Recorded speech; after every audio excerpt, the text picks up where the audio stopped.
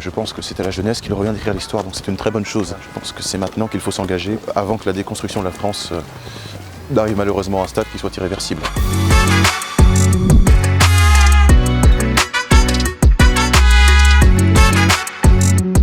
Donc ouais, on a le très classique ACAB, All Cops Are Bastards. Le fameux.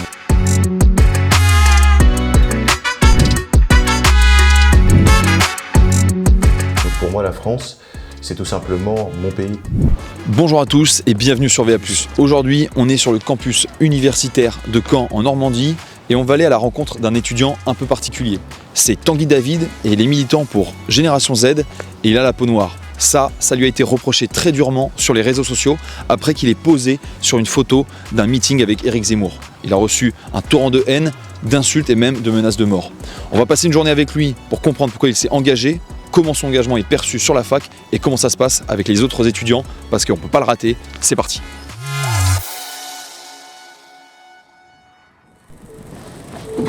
Tanguy. Ah bonjour, comment allez-vous? Très bien, et toi, comment ça va? Eh ben écoutez, super bien, je suis content de vous recevoir. Ouais, alors où on se trouve ici? Eh ben écoutez, on se trouve chez moi, là où j'ai grandi, là où je vis avec mes parents depuis maintenant 18 ans. Alors du coup, on se trouve en périphérie de Caen. En effet, à peu près 10 minutes, 10-20 minutes de Caen donc. Voilà, donc là vous êtes donc ici donc, dans ma chambre, hein, donc dans mon bureau. Et c'est d'ici en fait que je travaille, que je fais tout ce qui est plutôt important, je le fais ici, voilà, Okay. Sous le regard bienveillant de qui vous savez. Mais voilà, je fais tout ce qui est essentiel ici généralement, avec mes bouquins de droit, de fac, tout ça. Enfin bon. En tout cas, on se croirait dans une institution de la République. Peut-être parce que j'aime bien le cadre en effet. Ouais. Et le drapeau français dans ta chambre, alors lui, je l'ai acheté que l'année dernière. J'ai décidé de le fixer ici, mais le drapeau européen devrait bientôt arriver. D'accord, le drapeau européen a quand même son importance pour toi. Ah oui, je trouve que c'est c'est plus traditionnel, on va dire. Quand on voit souvent, je ne sais pas moi, un représentant discuter, voilà, vous avez souvent les deux drapeaux derrière. Je préfère cette formalité. Et on a aussi un portrait de Louis XVI. Tout à fait, puisque je suis un grand passionné d'histoire, non pas que je sois royaliste, mais Louis XVI est un monarque de France dont l'histoire m'a toujours passionné. Et voilà, c'est-à-dire que c'est un monarque que je dirais presque j'affectionne, puisque je considère qu'il n'a pas eu beaucoup de chance en les temps de tourment qu'il a connus. Est-ce que tu as d'autres lectures? Parce que là, on voit le dernier livre d'Éric Zemmour, le code pénal, le code civil. J'imagine que tu ne lis pas ça avant de dormir. Non, pas Quelles vraiment. sont tes autres lectures? Moi, je lis beaucoup ce genre de livres-là, si vous voulez. Beaucoup de bouquins historiques, en fait. J'ai pas d'auteur favori, mais vous voyez, là, c'est un bouquin qui m'a été offert sur le 11 septembre. Celui-ci, c'est La splendeur de l'infâme, donc sur Winston Churchill, évidemment. Mais moi, je lis beaucoup de récits historiques, j'adore ça, mais aussi de romans policiers. Ce sont des choses qui me passionnent. Voilà, moi, je lis beaucoup ce genre d'ouvrage. Ouais. Et en politique, est-ce que tu lis d'autres ouvrages politiques? Oh bah écoutez, moi j'ai lu François Hollande à l'époque, François Fillon aussi, mais écoutez, à part ça en politique, je préfère les écouter que les lire pour l'instant. J'ai pas. Et François Hollande parce que ancien président ou parce que Parce qu'ancien président. D'accord. Parce qu'ancien président, je voulais savoir ce qu'il avait à dire. Le bilan de cette lecture? Écoutez, la France n'a pas dit son dernier mot. Ouais, Tanguy, tu as fait l'objet de nombreuses insultes après qu'en fait ta tête soit apparue sur des photos, des vidéos, des meetings d'Éric Zemmour. Oui, et comment ça a démarré au départ? C'est après un meeting qui s'est déroulé où? C'est après le meeting de Nantes en fait. D'accord. Enfin, la réunion littéraire de Nantes, si vous voulez. Que tout a commencé, puisqu'en fait, Éric Zemmour, vous savez, sur son compte a posté en fait la photo en disant la jeunesse française n'a pas dit son dernier mot. Ouais. Bon bah, il n'y a rien de mal là-dessus. Je ne m'attendais pas à ce que ça suscite de telles réactions, et donc j'ai été voir, vous savez, quand les tweets sont cités, et j'ai été assez surpris.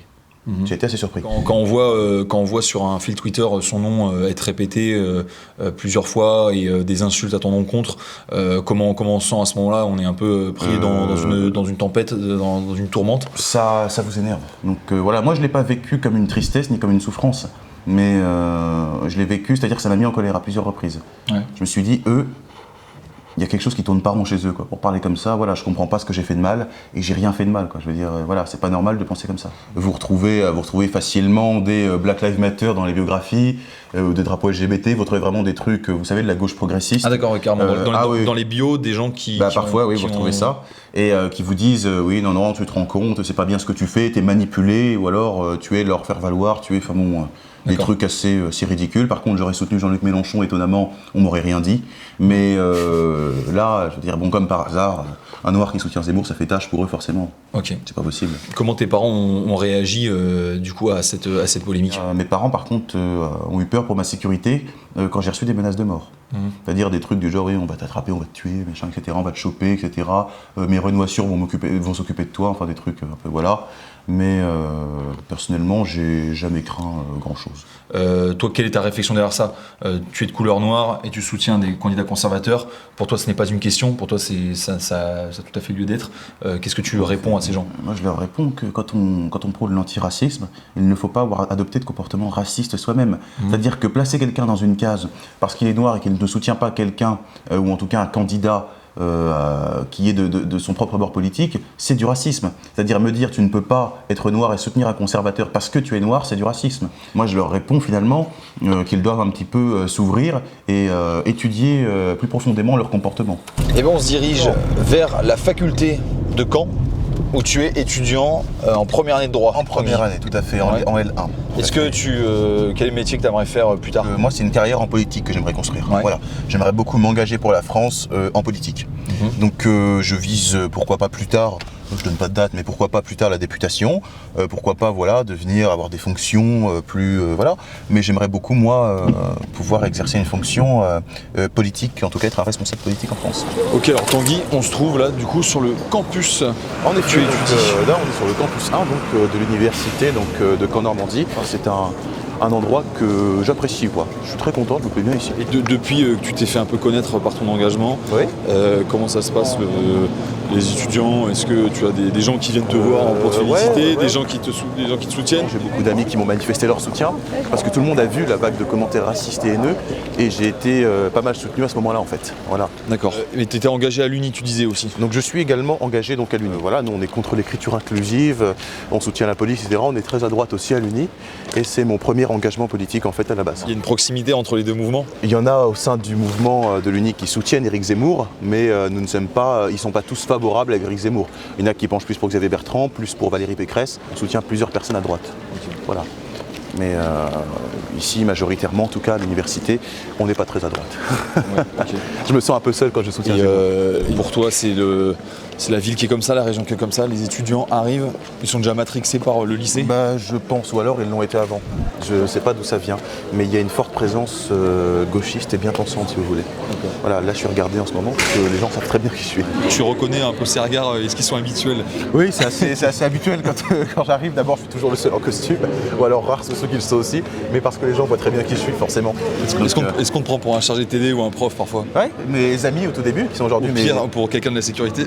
Alors ça, c'est arrivé au meeting de Zemmour. On pensait que tu étais de la sécu. Mais ici, non, on m'a dit au début, mais vous êtes le chargé de TD? Non, je suis comme vous, je suis élève, je suis en première année. Ici, j'ai vite remarqué quand je suis arrivé que la droite n'était pas forcément la bienvenue. Si vous voulez, une fois, j'avais fait une intervention devant un amphithéâtre dans le bâtiment qui se trouve là-bas, et les gens déchiraient les tracts sous notre nez, en fait, en disant non, pas la droite, etc. Une intervention pour l'Uni? Pour l'Uni. Et c'était vraiment, c'était ma première intervention publique en plus, donc j'étais un peu stressé. Ça m'arrangeait pas vraiment qu'on déchire les tracts sous mon nez, mais ils étaient vraiment opposés, ils le montraient quoi. C'était vraiment non, parce que je ne m'en cache pas, hein, mais que je dis non, je suis de droite. Ah d'accord, donc tu soutiens quand même un candidat qui est raciste, qui a été condamné, etc., etc. On aime bien sortir des vieux trucs comme ça. Me rappeler que je soutenais un candidat qui certes a été condamné, mais toujours en me disant tu sais qu'il est raciste, il n'aime pas les gens comme toi. Les gens comme toi, reste à préciser ce que ça veut dire. Vraiment, voilà, ça a toujours été ça comme argument de leur part. Donc toi tu as rejoint Génération Z récemment, tu disais? Alors moi j'ai rejoint Génération Z en septembre. D'accord. Donc c'est très récent. C'est très récent. Et à Caen, vous êtes combien de militants à peu près? Alors dans le Calvados on a à peu près 70 militants, donc voilà, ça nous fait une bonne poignée d'engagés et je pense que c'est à la jeunesse qu'il revient d'écrire l'histoire, donc c'est une très bonne chose. Voilà, je pense que c'est maintenant qu'il faut s'engager avant que la déconstruction de la France d'arrive malheureusement à un stade qui soit irréversible. Moi j'écoute beaucoup, vous savez, Charlotte Dornelas, j'écoute beaucoup salut. Christine Kelly, j'écoute beaucoup de journalistes, journalistes que j'aime beaucoup, que j'apprécie. Et voilà, ce sont des journalistes qui ne se soumettent pas à l'idée progressiste, donc ce sont des journalistes que j'estime être encore raisonnables, si vous voulez. Est-ce que pour toi les insultes que tu subis ont un écho particulier avec celles que reçoit Christine Kelly, qui a aussi essuyé des insultes du type la servante de Zemmour, ce genre de choses? Oui, en effet. Je pense que ça a un certain écho. En tout cas, je le vis, je pense, comme elle a pu le vivre. C'est-à-dire que je n'aime pas qu'on me mette dans une case. Donc c'est pour ça que je me reconnais aussi à travers Christine Kelly, qui malgré les insultes qu'elle reçoit, ne baisse pas les bras finalement. et continue de défendre ses idées, enfin de défendre son travail. De faire son travail et puis d'être en conformité avec ce qu'elle est. Elle va pas se mettre dans une case parce qu'on lui dit d'aller dans une case, donc je trouve que c'est admirable. Alors, on a un espace d'affichage libre ici. Oui. Tu as déjà collé des affiches toi pour GZ? Alors des affiches, ouais, Zemmour président qui étaient collées ici, qui ont été recouvertes, on peut le voir, par des affiches pour lutte ouvrière, des affiches pour l'Union populaire, pour Fabien Roussel, donc les communistes. Beaucoup de choses comme ça en fait, et ça a été assez rapidement recouvert. Le but c'est d'invisibiliser le plus possible Éric Zemmour ici. C'est vraiment le diable quoi. Et d'ailleurs juste là, un beau tag Antifa. En effet. Tagué sur le sol pour que ça soit bien visible quoi. Ah ouais, pour marquer les esprits peut-être. Et marquent surtout leur territoire à mon avis. Je pense que c'est pour dire nous on est ici, voilà, on est présent. Ou encore ici, l'extrême droite est un danger mortel. Tout est bon, même les petits poteaux, pour pouvoir lutter contre le fascisme. Et oui, ils sont en croisade. On te suit, tu nous emmènes à l'intérieur. Je vous emmène, c'est parti. Au cœur de la fournaise. Donc là on est dans le bâtiment des sciences du coup. Là on est plutôt bien servi. Donc on a le très classique ACAB, All Cops Are Bastards, le fameux. L'autogestion, la démocratie directe, l'égalité sociale et économique, No Passaran, Refugees Welcome, No One is Illegal, paiement sans contact. Anarchie mais paiement sans contact. À noter. Les autocollants de génération Z, est-ce qu'ils ont la même durée de vie? Non. En moyenne? Non. Ils disparaissent assez rapidement, étrangement, le fameux hasard. Mais incroyable. Le facteur chance. Mais ils disparaissent assez rapidement, alors que ceux-là sont là depuis je ne sais combien de temps. Ceux-là, ils durent bizarrement. Étrange. Bonjour, vous connaissez Tanguy? Oui. Qu'est-ce que vous pensez de son engagement? Il est passionné depuis longtemps, enfin je le connais depuis la 6e, mais en vrai, il a raison de s'engager. Vous le rejoignez sur certaines de ses positions? Pas toutes, mais la plupart, oui. Et le climat dans la fac, vous le décrirez comment? On est souvent critiqué, donc en vrai... Comment tu peux la motiver Tanguy? Je lui dirais qu'il faut avoir le courage de ses idées, même si c'est pas simple pour tout le monde forcément. Je pense que voilà, on peut quand même affirmer ses idées, même si c'est un risque d'être catalogué et insulté, forcément. Il vous convainc pas là, il est quand même solide, non? En vrai, oui. Il rassure. Oui, c'est une bonne image. Excuse-moi Marin, je peux te déranger 2 minutes? Tu connais Tanguy? Oui, je connais bien. Ouais. Qu'est-ce que tu penses de son engagement? Que c'est pas toujours facile étant de droite dans le campus. Ouais. Et sachant que les gens le rabaissent souvent à sa couleur de peau en disant que c'est pas que bon, étant noir, faut être de gauche, tout ça. Il a subi un gros harcèlement, donc du coup on l'a défendu. Ouais, on lui a dit d'aller porter plainte parce que là c'était de la pure méchanceté, comme je pense que vous avez dû voir sur Twitter. Ouais, donc on lui a dit de porter plainte. Les insultes sont graves, indignes, et c'est vrai que le fait de voir que des gens de gauche, c'est des gens de gauche, faut le dire, voire même d'extrême gauche, insultent Tanguy, je me suis senti également insulté, parce que ils insultent l'électorat d'Éric Zemmour, entre guillemets également, parce que des gens comme Tanguy, il y en a énormément dans l'électorat d'Éric Zemmour. Je le soutiens dans ses épreuves, je le soutiens politiquement, je suis juste toujours derrière lui et j'espère qu'il réussira dans ses objectifs. Merci et que tout se passera bien pour lui. Et là vous nous emmenez en cours là apparemment? En effet. Apparemment, ouais. Apparemment. Ok, bon on vous suit. C'est parti. Il faudrait qu'on ait souvenir de nos années de fac. Un bain de foule pour Tanguy David.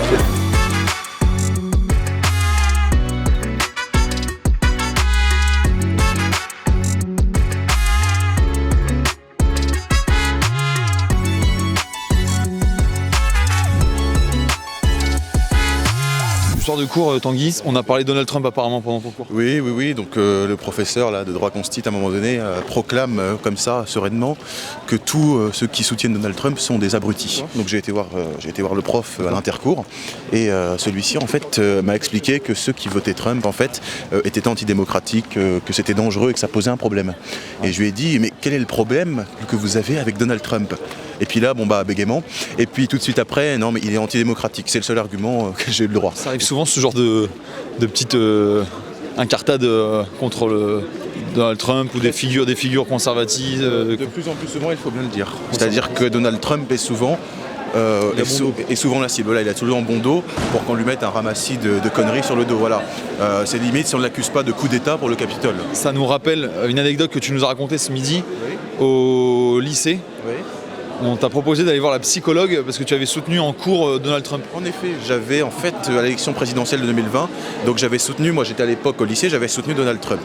Et j'avais aussi affirmé que la réforme constitutionnelle en Russie, donc qu'avait faite Vladimir Poutine qui lui permettait de faire 2 mandats de plus, très clairement, était une bonne chose. Surtout qu'elle a été approuvée par 77,9% des Russes. Et donc on a considéré, en tout cas au lycée où j'étais scolarisé, que c'était inquiétant. Et on m'a envoyé voir la psychologue du lycée pour qu'elle m'explique que c'était grave de soutenir des personnes comme ça, des figures du machiavélisme.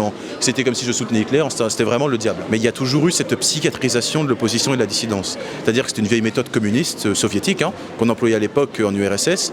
Et je déplore qu'aujourd'hui encore, cette méthode soit encore utilisée même au sein de l'éducation nationale. Et de façon bienveillante, c'était pour ton bien? Comme d'habitude, c'est toujours pour le bien. Puisque c'était pour ton bien, puisque des professeurs s'inquiétaient pour ta santé mentale, on va aller voir si tu étais si malheureux, si perturbé. On va en discuter avec ton père. Oui, c'était très bien. Ok. Et ben c'est parti.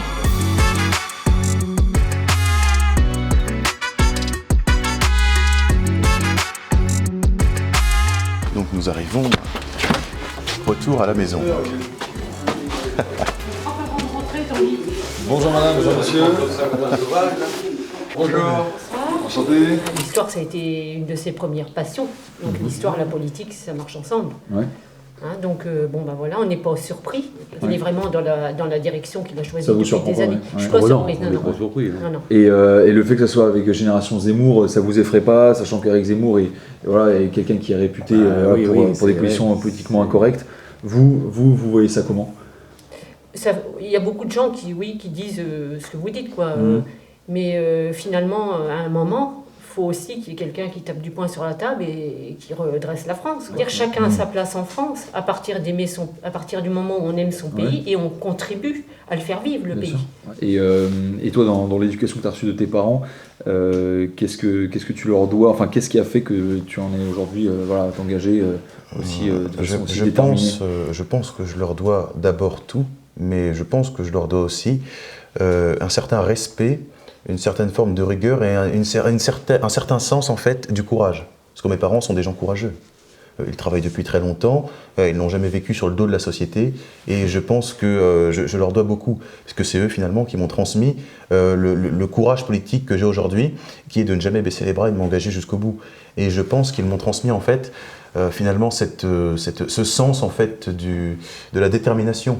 C'est une détermination que j'ai une détermination d'aller jusqu'au bout et j'irai jusqu'au bout et je pense que je tiens cela d'eux.